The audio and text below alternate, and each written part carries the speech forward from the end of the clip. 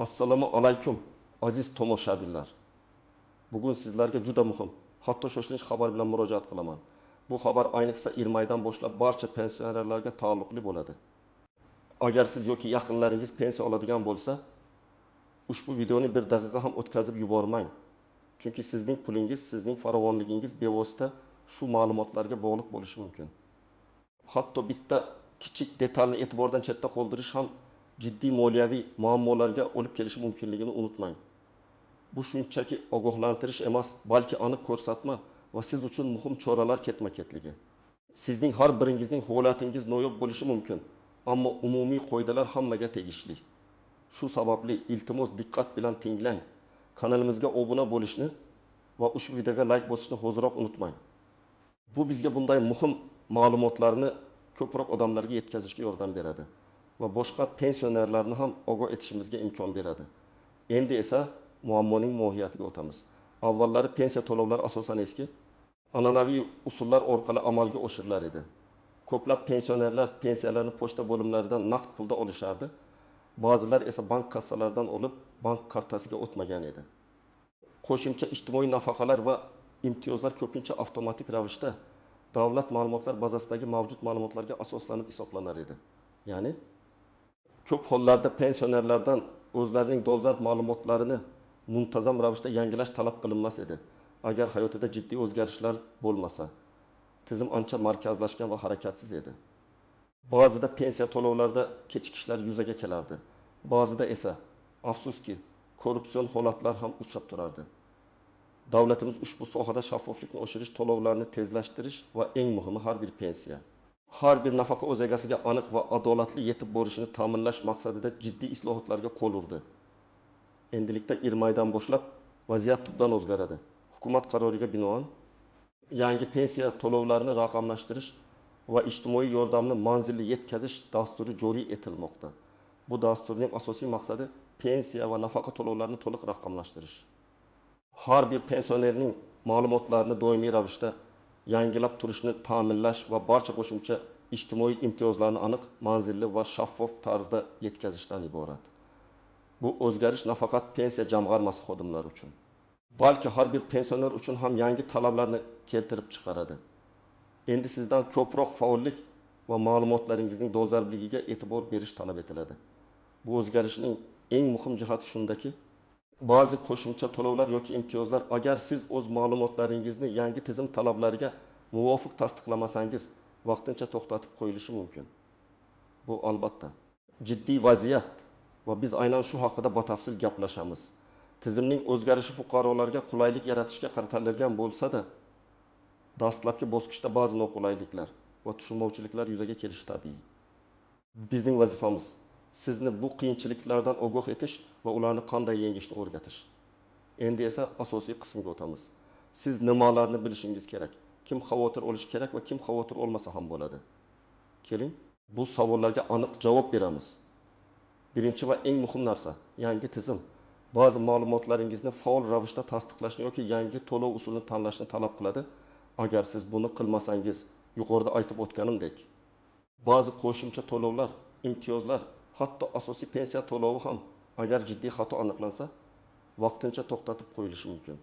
Bu vaqtinchalik to'xtatish sizning ma'lumotlaringiz yangilanmaguncha davom etadi va bu vaqt mobaynida siz moliyaviy qiyinchiliklarga duch kelishingiz mumkin.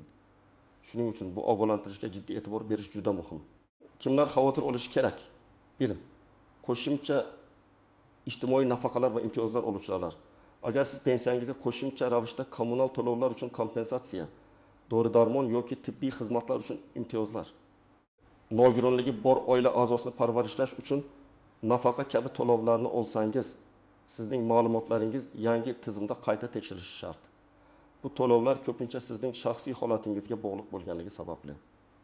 Tizim bu ma'lumotlarning dolzarbligini tasdiqlashni talab qiladi. 2 asterisk ali ham pensiyani naqd pulda yoki pochta orqali oluvchilar. Yangi qoidalar barcha pensiya va nafaqa to'lovlarini bank kartalari orqali amalga oshirishni ko'zda tutadi. Agar siz hali ham bank kartasiga o'tmagan bo'lsangiz, pensiya to'lovini olishda jiddiy muammolarga duch kelishingiz mumkin.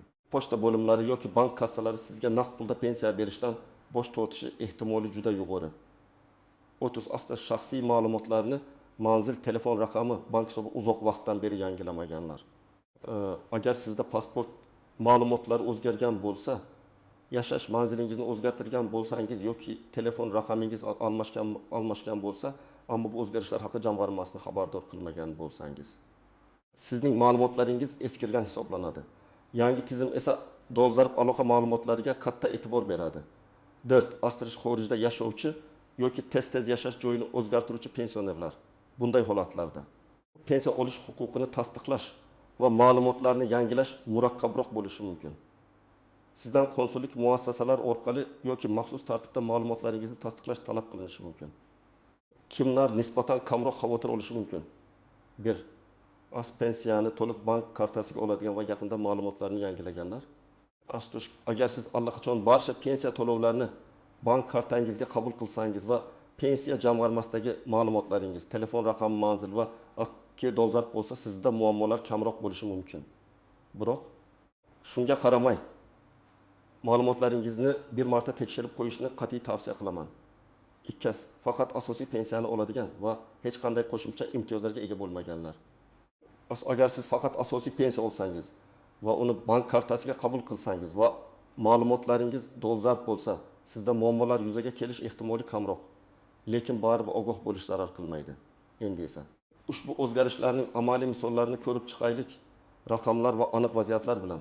Bu sizga vaziyatni yanada yaxshiroq tushunishga yordam beradi. Misol 1.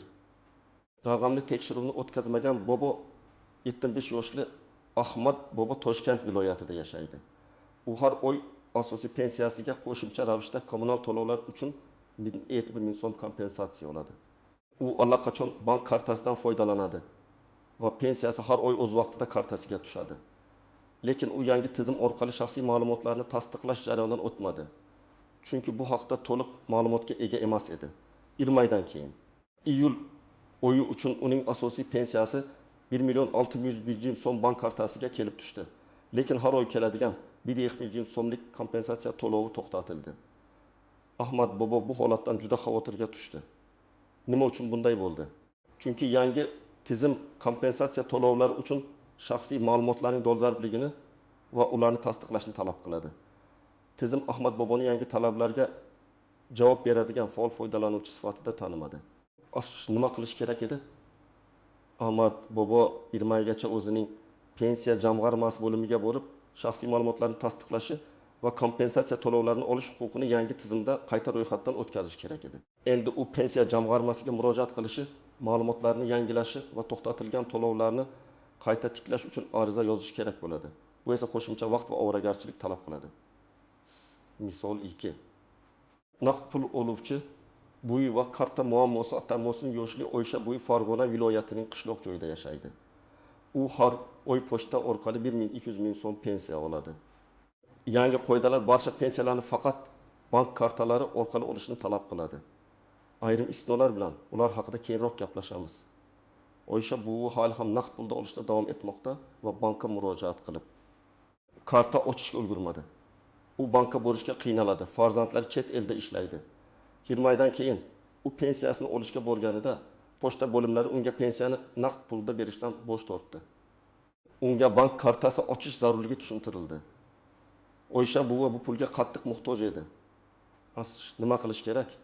Oysha buvi darhol yaqinlardan yoki ishonchli qo'shnilardan yordam so'rab, ular bilan birga eng yaqin bank filialiga borib, pensiya kartasi ochishi kerak. Bank kartasi ochilgandan so'ng uning ma'lumotlari pensiya jamg'armasi tizimiga kiritiladi va kelgusi oydan boshlab pensiyasi kartasiga tushishi ta'minlanadi. Lekin shu oydagi pensiyasini olish uchun unga qiyinchiliklar tug'ildi. Misol 3. Ma'lumotlar eskirgan, keksa yosh fuqaro 68 yoshli Davron aka Andijon shahrida o'z uyida yolg'iz yashaydi va 1.800.000 so'm pensiya oladi. Uning mobil telefoni raqami o'zgarganiga 3 yil bo'ldi. Lekin pensiya fondiga bu haqda xabar bermagan. U pensiyasini bank kartasiga oladi va hech qanday qo'shimcha imtiyozlarga ega emas edi. Yangi tizimda har bir pensionerning yangilangan aloqa ma'lumotlari bo'lishi shart. Chunki muhim xabarlar, tekshiruv kodlari va tasdiqlovchi xabarnomalar aynan shu raqamlarga yuboriladi. Agar tizim Davron akaning ro'yxatdan o'tgan telefon raqami orqali u bilan bog'lana olmasa yoki bu raqam noto'g'ri bo'lsa, tizim uning haqiqiy ekanligiga shubha qilishi va faol emas degan maqom berishi mumkin.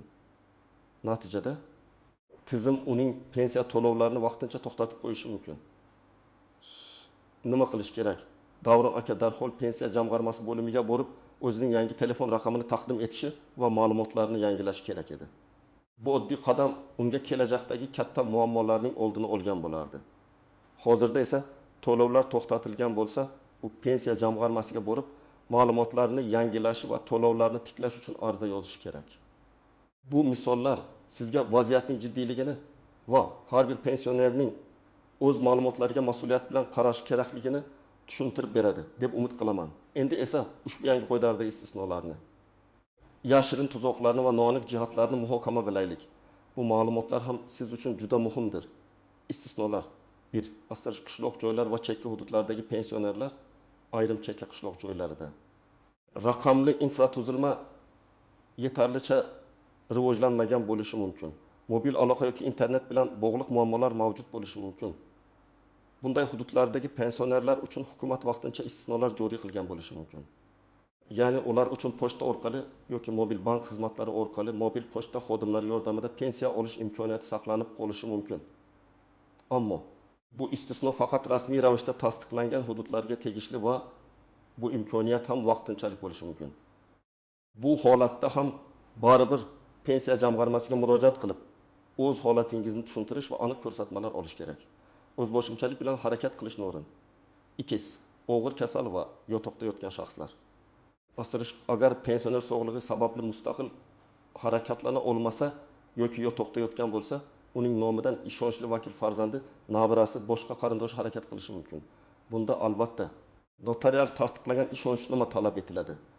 Ba'zi hollarda ijtimoiy xizmat xodimlari yoki pensiya jamg'armasi xodimlari uyga borib, ma'lumotlarni tasdiqlashda yordam berishlari mumkin. Buning uchun maxsus ariza qoldirish lozim. 3. Siz smartfon yoki internetdan foydalana olmaydigan shaxslar, raqamli savodxonlik darajasi past bo'lgan pensionerlar uchun davlat xizmatlari markazlari, pensiya jamg'armasi bo'limlarida maxsus yordam burchaqlari tashkil etilishi mumkin. Bu yerda xodimlar ularga ma'lumotlarni tekshirish va yangilashda bepul yordam ko'rsatishlari kerak. Yashirin tuzoqlar, bir astirik firibgarlar hujumi eng katta xavflardan biri bu firibgarlardir.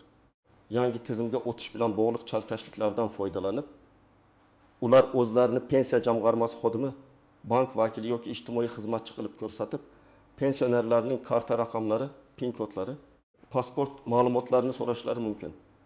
E'lab qo'ling, hech qachon hech kimga telefon orqali yoki shubhali veb-saytlar orqali o'zingizning PIN kodingizni, bank kartangizning to'liq raqamini, ayniqsa orqa tomondagi CVV kodini yoki bank hisobingiz parolini bermang. Davlat idoralari yoki banklar sizdan bunday ma'lumotlarni hech qachon telefon orqali so'ramaydi. Agar shubhali qo'ng'iroq yoki xabar kelsa, darhol aloqani uzing va yaqinlaringizga xabar bering yoki pensiya jamg'armasining rasmiy ishonch telefoniga murojaat qiling. 2. Texnik nosozliklar. Asterisk har qanday yangi tizimda dastlabki bosqichlarda texnik nosozliklar, dasturiy xatolar bo'lishi mumkin. Bu pensiya jamg'armasi xodimlarining yoki banklarning ishini sekinlashtirishi mumkin. Bu esa pensionerlar uchun navbatlar va kechikishlarga sabab bo'ladi. Sabrli bo'lish va bir nechta marta murojaat qilishga tayyor bo'lish muhim. 3. Axborot yetishmasligi. Ba'zi pensionerlar yoki ularning oila a'zolari ushbu o'zgarishlar haqida to'liq xabardor bo'lmasliklari mumkin. Bu esa kerakli choralarni ko'rishda kechikishlarga olib kelishi mumkin. Shuning uchun bu videoni iloji boricha ko'proq odamlar bilan baham ko'ring. Noaniq jihatlar: bir astiq faol emas hisob tushunchasi, yangi raqamli tizimda faol emas hisob tushunchasi paydo bo'ladi. Agar siz o'z ma'lumotlaringizni uzoq vaqt davomida yangilamasangiz yoki tizim siz bilan aloqaga chiqa olmasa, masalan, noto'g'ri telefon raqami tufayli sizning hisobingiz faol emas deb belgilanadi. Bu esa to'lovlarni vaqtincha to'xtatishga asos bo'ladi. 2. Oila tarkibidagi o'zgarishlar. Agar oila tarkibida o'zgarishlar ro'y bergan bo'lsa, masalan, turmush o'rtoq vafot etgan, yangi qaramog'ida bo'lgan shaxs paydo bo'lgan, bu qo'shimcha ijtimoiy nafaqalarga ta'sir qilishi mumkin. Bunday o'zgarishlarni pensiya jamg'armasiga zudlik bilan xabar qilish va tasdiqlash kerak. Aks holda siz avvalo olgan nafaqani noqonuniy olgan hisoblanib, qaytarishingiz talab qilinishi mumkin. Uchun asosiy pensiya va qo'shimcha imtiyozlar o'rtasidagi farq Shuni tushunish kerakki, yangi tizim asosan qo'shimcha ijtimoiy imtiyozlar va nafaqalar uchun ma'lumotlarning dolzarbligini qattiqroq tekshiradi. Asosiy pensiya to'lovlari hammasi to'xtatilib qolmaydi. Lekin ma'lumotlar juda eskirgan yoki shubhali bo'lsa, u ham to'xtatilishi mumkin. Shuning uchun har ikkala turdagi to'lovlar uchun ham ma'lumotlaringizni tekshirib yangilash lozim. Endi esa eng muhim qism amaliy maslahatlar. Siz qanday aniq qadamlar qo'yishingiz kerak? Qayerga borish kerak? Qanday hujjatlar kerak? Nima deyish kerak? Bu savollarga batafsil javob beramiz. İlk qadam shaxsiy ma'lumotlaringizni tekshiring. Pensiya jamg'armasidagi ma'lumotlaringizni eslang yoki yozib oling. Pasport seriyasi va raqami, tug'ilgan sanangiz, yashash manzilingiz, mobil telefon raqamingiz. Bank kartangiz ma'lumotlari agar pensiya kartaga tushsa, pensiya jamg'armasida mavjud bo'lgan ma'lumotlar bilan bir xil ekanligiga ishonch hosil qiling. Agar telefon raqamingiz o'zgargan bo'lsa yoki umuman yangi telefon raqami olgan bo'lsangiz, uni pensiya jamg'armasiga xabar qilish shart. Chunki pensiya jamg'armasidan muhim SMS xabarlar va tasdiqlovchi kodlar aynan shu raqamlarga yuboriladi. 2 qadam. Pensiya jamg'armasiga murojaat qiling. Shaxsan yoki ishonchli vakil orqali bu eng muhim qadam. Agar yuqorida aytilgan guruhlardan biriga kirsangiz yoki shubhalaringiz bo'lsa, darhol pensiya jamg'armasiga murojaat qiling. Qayerga borish kerak? Mahalliy pensiya jamg'armasi bo'limi, yashash joyingizdagi fuqarolarga xizmat ko'rsatish markazlari, davlat xizmatlari markazlari. Agar siz tuman yoki shahar markazidan uzoqda yashasangiz, yaqin atrofdagi davlat xizmatlari markaziga murojaat qilish afzalroq bo'ladi. Chunki u yerda ko'proq xizmatlar ko'rsatiladi va navbatlar kamroq bo'lishi mumkin. Nima olib borish kerak? Asosiy hujjat sizning asl pasportingiz. Agar pasportingiz eskirgan bo'lsa yoki o'zgargan bo'lsa, yangi pasportingizni olib boring. Pensiya guvohnomasiz, bank kartasiz. Agar siz pensiyani kartaga olsangiz, kartaning o'zini emas, balki bank hisobi raqamini bilishingiz kerak bo'lishi mumkin. Agar siz naqd pulda pensiya olsangiz, baribir bank kartasi ochish uchun bankka borishingiz kerak bo'ladi. Bu haqda keyingi qadamda aytib o'taman. Asterisk eski telefon raqamingiz agar o'zgargan bo'lsa va asterisk yangi telefon raqamingiz. Bu juda muhim, chunki yangi tizimda aloqa ma'lumotlari markaziy o'rin tutadi. Agar sizning nomingizdan boshqa birov murojaat qilsa, masalan, farzandingiz yoki nabrangiz, u o'z pasporti va asl notarial tasdiqlangan ishonchnoma asl bilan borishi shart. Oddiy ishonchnoma qabul qilinmaydi. Faqat notarius tomonidan rasmiylashtirilgan hujjat talab qilinadi. Nima so'rash kerak? Namunaviy murojaat matni. Pensiya jamg'armasi xodimiga quyidagicha murojaat qiling. Assalomu alaykum. Men 1 maydan boshlab joriy etilgan yangi qoidalar bo'yicha ma'lumotlarimning dolzarbligini tekshirmoqchiman va zarur bo'lsa, ularni yangilamoqchiman. Mening pensiya to'lovlarimga taalluqli qo'shimcha imtiyozlarim bor yo'qligini aniqlamoqchiman va ularni yangi tizimda qanday tasdiqlashim kerakligini bilmoqchiman. Men to'lovlarim to'xtatilib qolishidan xavotirdaman. Bu so'zlar sizning aniq maqsadingizni bildiradi va xodimga sizga to'g'ri yo'nalish berishga yordam beradi. Albatta, o'zingizning shaxsiy holatingizga moslab gapirishingiz mumkin, lekin asosiy mazmun shu bo'lsin. 3 qadam. Bank kartasi holatini tekshirish. Agar siz hali ham naqd pulda pensiya olsangiz, agar siz hali ham pensiyani naqd pulda pochta orqali yoki bank kassasidan olsangiz, zudlik bilan bankka borib pensiya kartasi oching. Qayerga borish kerak? O'zingizga qulay bo'lgan istalgan bank filiali. Pensiya to'lovlarini amalga oshiruvchi asosiy banklardan biri bilan bog'lanish afzalroq. Nima olib borish kerak? Faqatgina pasportingiz. Nima qilish kerak? Bank xodimiga pensiya olish uchun bank kartasi ochmoqchi ekanligingizni ayting. Ular sizga kerakli blankalarni to'ldirishda va kartani rasmiylashtirishda yordam berishadi. Kartangizni olganingizdan so'ng uning raqamlarini pensiya jamg'armasiga taqdim etishingiz kerak. Bu jarayonni pensiya jamg'armasiga borishdan oldin yoki keyin, lekin imkon qadar tezroq bajaring. 4 qadam.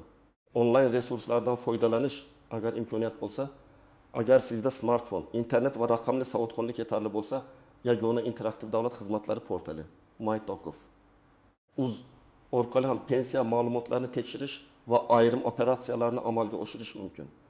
Bu platforma orqali siz pensiya hisobingizning holatini tekshirishingiz, ba'zi ma'lumotlarni yangilashingiz yoki pensiya jamg'armasiga onlayn murojaat yuborishingiz mumkin. Biroq agar siz texnologiyalar bilan ishlashga qiynalsangiz, yuqoridagi 2 va 3 qadamlarga amal qilish afzalroq. Xato qilishdan ko'ra shaxsan murojaat qilish yaxshiroq. 5 qadam yaqinlaringizdan yordam so'rang. Agar siz yuqoridagi barcha qadamlarni mustaqil bajarishga qiynalsangiz, aslo uyalmang. Raqamli dunyoga moslashishda qiyinchilikka uchragan pensionerlar o'z farzandlari, nabiralari, boshqa qarindoshlari yoki ishonchli qo'shnilardan yordam so'rashlari shart. Ulardan sizga pensiya jamg'armasiga borishda, hujjatlarni to'ldirishda ki bank kartasi ochishda yordam berishni so'rang. Unutmang, ularning yordami sizning moliyaviy barqarorligingiz uchun juda muhim. Ularga bu videoni ko'rsating, tushuntirishlarga quloq solishlarini so'rang. Aziz do'stlar, esda tuting, iyul oydan boshlab joriy etiladigan bu o'zgarishlar sizning moliyaviy barqarorligingiz uchun juda muhim. Kechiktirish qimmatga tushishi mumkin. Bu shunchaki ogohlantirish emas, balki sizning kelajakdagi farovonligingizni ta'minlash uchun qat'iy talabdir. Pensiya va nafaqalaringizni uzilishlarsiz olishni istasangiz, zudlik bilan harakat qiling. Bugungi videoda aytilgan barcha tavsiyalarga amal qiling. O'zingizni va yaqinlaringizni himoya qiling. Ularni ham bu ma'lumotlardan xabardor qiling. Siz bu o'zgarishlar haqida nima deb o'ylaysiz? Bu islohotlar sizni qanday ta'sir qilishi mumkin? Sizda qanday savollar yoki xavotirlar bor? Izohlarda o'z fikrlaringizni va savollaringizni yozib qoldiring. Har bir izohga e'tibor berishga harakat qilaman va eng ko'p berilgan savollarga keyingi videolarimda javob beraman. Agar videoni foydali deb hisoblagan bo'lsangiz, albatta like bosing va kanalimizga obuna bo'lishni unutmang. Chunki biz siz uchun doimo eng dolzarb va muhim ma'lumotlarni taqdim etishda davom etamiz. Keyingi videolarda ko'rishguncha xayr aziz do'stlar. O'zingizni asrang.